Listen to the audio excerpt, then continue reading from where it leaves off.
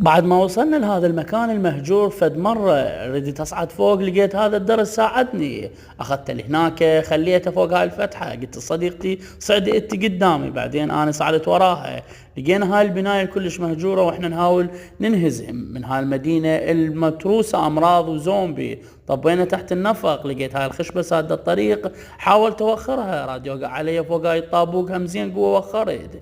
فتت منها على كيفي بهاي الفتحة منها غازات سامة كلش موجودة. كان نشوف واحد هنا يتوسل بي يقول لي عليك الله لو تنقذني لو تقتلني.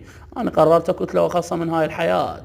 سمعنا صوت زومبي متحولين، لزمت اول واحد خنقته مثل ما تشوفون، قطعت النفس عليه وقعته موته بالقاع. بقوا اثنين ياكلون بهاي الجثة. قررت اطي واحد هيد شوت والثاني ايضا هيد شوت وقعتهم.